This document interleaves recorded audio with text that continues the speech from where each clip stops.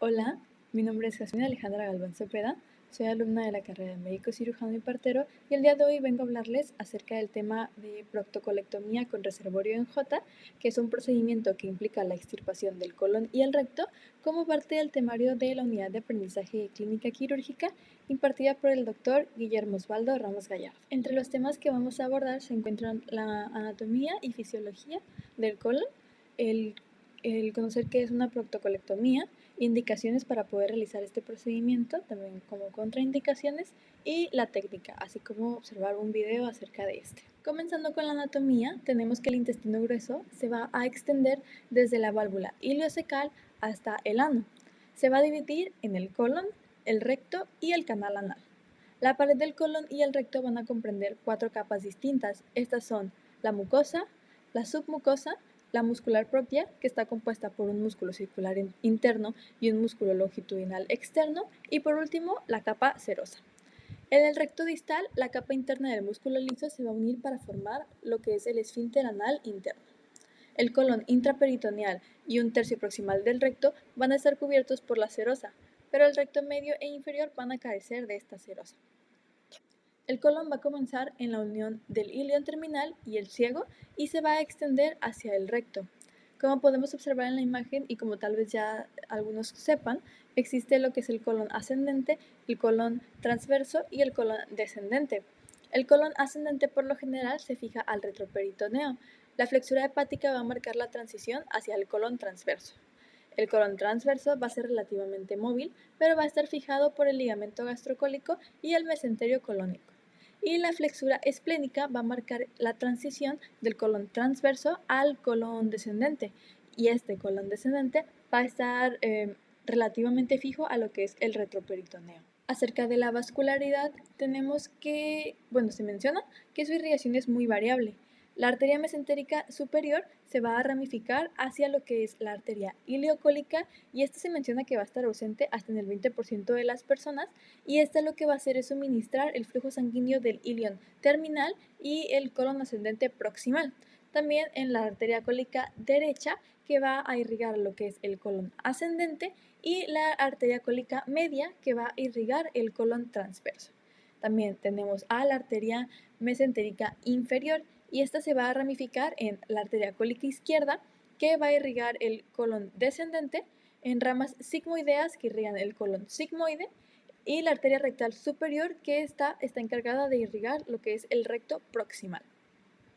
Las ramas terminales de cada arteria van a formar anastomosis con las ramas terminales de la arteria adyacente y se van a comunicar por medio de la arteria marginal de Drummond.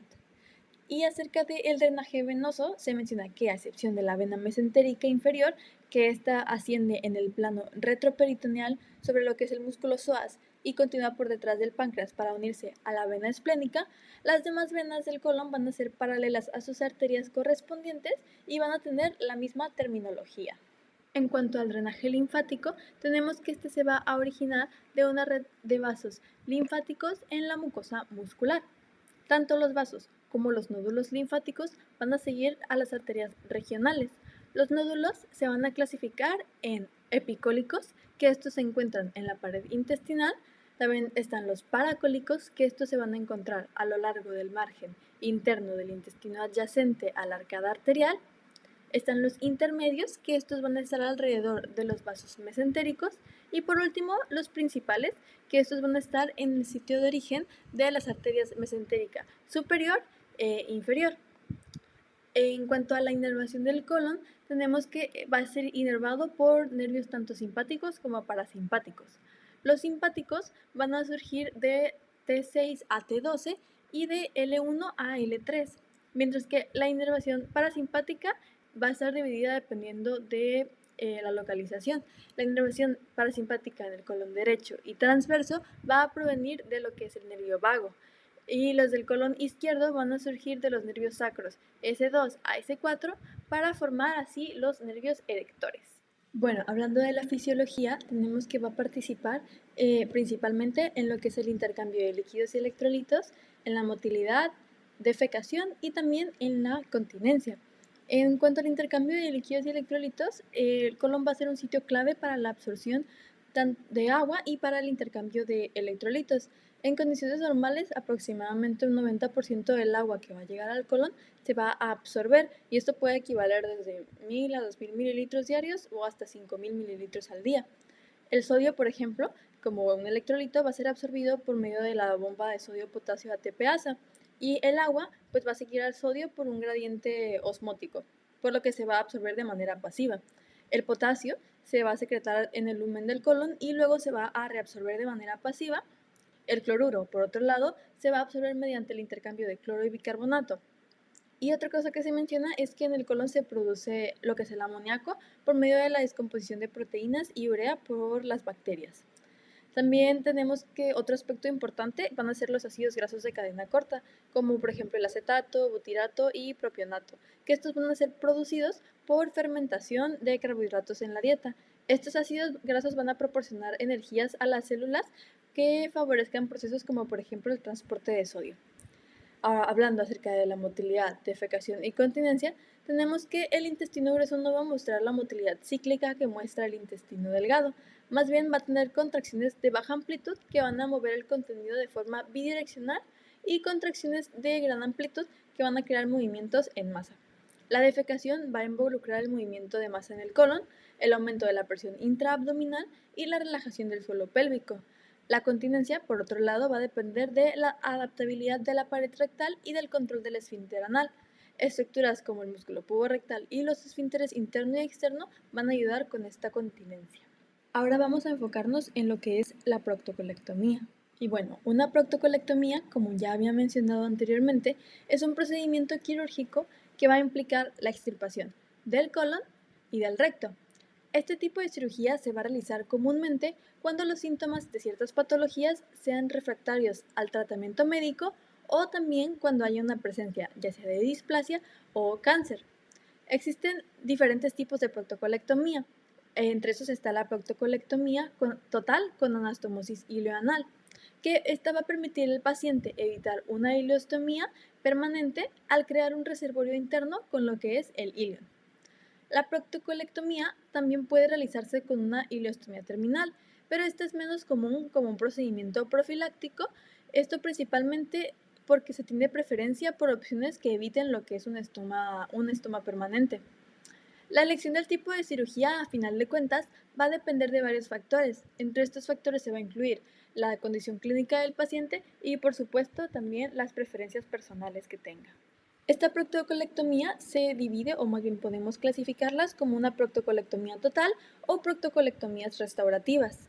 En la proctocolectomía total, lo que se va a realizar es que se va a extirpar todo el colon, el recto y el ano, y el ilion se va a llevar a la piel como una ileostomía de Bruck, que es lo que podemos observar en las imágenes. Por su parte, en la proctocolectomía restaurativa, con bolsa ileal o anastomosis anal, se va a resecar todo el colon y el recto, pero se van a conservar los músculos del esfínter anal y una porción variable del canal anal distal. La continuidad intestinal se va a restaurar mediante la anastomosis de un reservorio ileal en lo que es el canal anal. El neorrecto se va a formar por anastomosis del ilion terminal alineado en una configuración ya sea en J, S o W, que es como podemos observar en el dibujo. De la que yo les voy a hablar es de la configuración en J. La proctocolectomía restaurativa con anastomosis ileoanal va a ser el procedimiento de elección en pacientes con colitis ulcerosa, algunos pacientes con enfermedad de Crohn colónica y también aquellos que tengan poliposis adenomatosa familiar. Les voy a explicar un poco acerca de cada una de estas enfermedades. La colitis ulcerosa se va a caracterizar por una inflamación de la mucosa colónica desde el recto distal hasta lo que es el colon proximal, en un patrón que se llama de extensión continua. La mayoría de los pacientes van a ser tratados de manera eficaz con un tratamiento médico. No obstante, entre el 15 y el 30% de los pacientes terminan requiriendo de una proctocolectomía. Las indicaciones para realizar o llevar a cabo esta proctocolectomía en los pacientes que tengan colitis ulcerosa van a ser la ya mencionada mala respuesta al tratamiento médico, también una dependencia de esteroides y por último, si existe una displasia o también una neoplasia. La enfermedad de Crohn es una enfermedad que está caracterizada por un cuadro inflamatorio granulomatoso crónico que puede afectar a todo el tracto gastrointestinal. En alrededor del 60% de los casos se van a ver afectados tanto el intestino delgado como el intestino grueso, pero aproximadamente un tercio de todos los pacientes con enfermedad de Crohn van a mostrar solamente afectación en lo que es el colon. La enfermedad de Crohn colónica también se ha asociado a una mayor posibilidad de afectación perianal.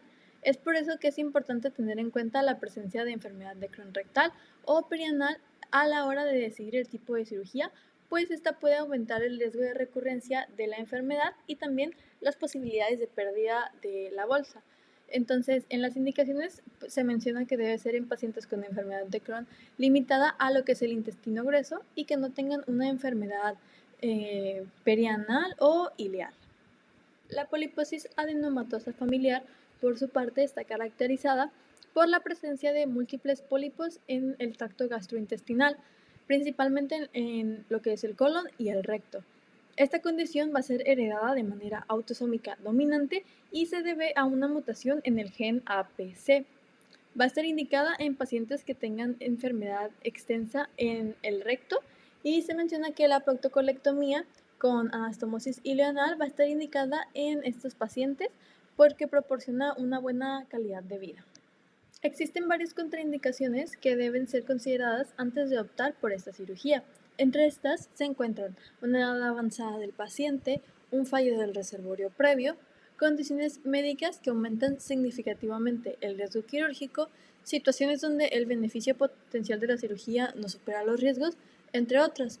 Podemos profundizar más acerca de cada una. Por ejemplo, acerca de las condiciones médicas que aumentan significativamente el riesgo quirúrgico, tenemos como ejemplos las enfermedades cardiovasculares o pulmonares severas no controladas y también podría referirse a la presencia de infecciones activas o de sepsis que puedan contraindicar o pues sí, contraindicar de manera temporal lo que es la cirugía. En cuanto a las contraindicaciones relativas, estas pueden incluir situaciones donde el beneficio potencial no supera los riesgos, como en pacientes que tengan enfermedad de Crohn donde la inflamación puede afectar otras partes del tracto gastrointestinal y esto podría llevar a complicaciones postoperatorias. También se menciona que es crucial evaluar lo que es el estado nutricional y la capacidad del paciente para poder tolerar la cirugía, pues la desnutrición severa puede aumentar el riesgo de las complicaciones postoperatorias. En cuanto a la edad avanzada y la presencia de comorbilidades significativas, pues estas podían influir en la decisión del paciente y de los médicos o de los cirujanos en cuanto a pues, la decisión de proceder con la cirugía. Al hablar del fallo de reservorio previo, tenemos que pacientes que han experimentado un fallo de este reservorio en J previamente, puede que no sean buenos candidatos para una reconstrucción similar, esto debido al riesgo de recurrencia de las complicaciones. Y en general se menciona que es esencial que los pacientes sean informados sobre los riesgos y los beneficios de la cirugía y también que se consideren de manera cuidadosa las contraindicaciones que se mencionaron antes de proceder con este procedimiento quirúrgico. También se menciona que la consulta con un equipo multidisciplinario podría ser beneficiosa para poder así optimizar los resultados quirúrgicos y minimizar las complicaciones de la cirugía. Ahora vamos a continuar con lo que es la técnica. El abordaje por etapas es la técnica preferida más comúnmente para realizar este procedimiento y este se podía realizar como un procedimiento de 2 etapas o de 3 etapas. Se mencionaba que la proctocolectomía restaurativa con anastomosis ileoanal en una etapa también podía realizarse, pero en grupos de pacientes cuidadosamente seleccionados. Sin embargo, los factores del paciente, como por ejemplo la desnutrición, el uso de esteroides o biológicos y la anemia, pueden comprometer la integridad de la anastomosis ileoanal. La anastomosis ileal con reservorio en J se podía realizar adoptando el abordaje mínimamente invasivo, por ejemplo el laparoscópico o robótico, o el abordaje abierto. El tipo de abordaje se va a decidir en función del estado del paciente, si es que se utiliza alguna medicación, también dependiendo del contexto de la cirugía, si es una cirugía electiva o urgente, y por último, tomando en consideración la preferencia y obviamente la experiencia del cirujano. Para la proctocolectomía abdominal total con creación de ileostomía terminal, Se coloca al paciente en la posición de Lloyd Davis. Este procedimiento va a comenzar con la exploración del abdomen para así tratar de detectar la presencia de otras patologías. El colon se va a movilizar libre de sus uniones laterales y se van a extirpar las flexuras hepática y esplénica. Se debe tener aquí cuidado de preservar las demás estructuras intraabdominales. Se va a dividir la arteria ileocólica también en esta fase. El colon se va a dividir distalmente con una grapadora, dejando un manguito rectal suficientemente largo para poder fijarlo a lo que es la pared abdominal. En cuanto a la proctocolectomía laparoscópica, pues iban a seguir los mismos principios que en la técnica abierta. El procedimiento iba a comenzar con la inserción de una aguja de Veress para crear un neumoperitoneo, tras lo cual se iba a colocar un trocar al ombligo para la cámara. A continuación se va a colocar un trocar suprapúbico de 12 milímetros y un trocar de 5 milímetros para la posible zona de ileostomía. También en este procedimiento se iba a evaluar el abdomen en busca de otras patologías y se realizaba la proctocolectomía abdominal de derecha a izquierda en pasos estandarizados. Para este paso se debe utilizar un sellador de vasos o un dispositivo de disección ultrasónica. El ilion y el colon se van a seccionar con una grapadora lineal laparoscópica y la muestra se va a extraer a través de la incisión suprapúbica que se realizó. La proctocolectomía completa con anastomosis ileoanal es la segunda etapa de la proctocolectomía restaurativa. El lavado rectal con solución salina es útil para así reducir el riesgo de incisiones superficiales en el sitio quirúrgico. La lisis de las adherencias alrededor del muñón rectal, las estructuras adherentes y otras adherencias del intestino delgado se van a realizar mediante técnicas abiertas o mínimamente invasivas. La proctocolectomía se va a realizar posteriormente en el plano de decisión total del mesorrecto hasta el nivel del músculo elevador del ano. A continuación, se va a realizar la disección en los planos mesorrectal anterior y lateral para evitar posibles lesiones nerviosas. La disección anterior se va a realizar hasta el borde inferior de la glándula prostática o la parte más baja de la vagina. El recto se debe seccionar 1 o 2 centímetros por encima de la zona de transición anal mediante un examen digital. Hablando de la creación de la bolsa y la anastomosis anal, se menciona que una anastomosis ileoanal exitosa va a requerir de una anastomosis de la bolsa sin tensión. A movilizar el mesenterio del intestino delgado hasta la tercera parte del duodeno va a ser crucial para permitir que la bolsa ileal alcance el suelo pélvico sin que exista una tensión.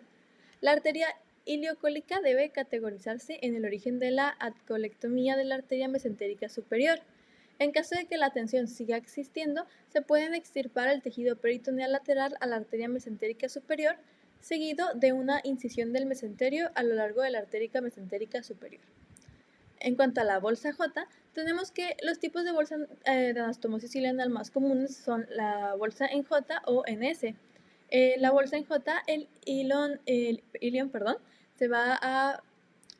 se pliega en dos miembros de 15 a 20 centímetros para crear la bolsa en J y el ápice de la bolsa se va a preparar para el sitio de la anastomosis anal. En el ápice de la bolsa se va a crear una enterotomía y una anastomosis de lado a lado mediante un grapado con 2 cartuchos de grapadora lineal de 100 milímetros. Debe evaluarse aquí la hemostasia de las líneas de grapado y deben colocarse las suturas en caso de que se produzca una hemorragia de estas líneas de grapado. Se coloca una sutura en bolsa con una sutura de polipropileno 0 en el lugar de la enterotomía y se realiza una prueba de fuga salina de la bolsa antes de colocar el yunque. La mayoría de las anastomosis se realizan con la técnica de grapado, pues se ha asociado a unos mejores resultados funcionales y a corto plazo en comparación con la técnica de cosido a mano. Pero se menciona que la displasia o neoplasia del tercio inferior del recto requiere una mucosectomía, por lo tanto en estos casos se prefiere la anastomosis de cosido a mano. Se puede utilizar la técnica de grapado doble o simple para la construcción. En la técnica de grapado doble, el muñón anorrectal distal se cierra con una grapadora lineal y se separa la muestra. La línea de grapado lineal en el ano recto debe estar al nivel inmediatamente inferior al borde superior del ano. Luego se inserta un eje circular de la engrapadora en el ano y luego se empareja con el eje del yunque que emerge de la bolsa ileal. Antes del grapado debe examinarse y evitarse cualquier torsión del mesenterio del intestino delgado, la pared vaginal y el esfínter anal. A continuación les voy a mostrar un video de este procedimiento para que puedan visualizar mejor cómo es que se realiza.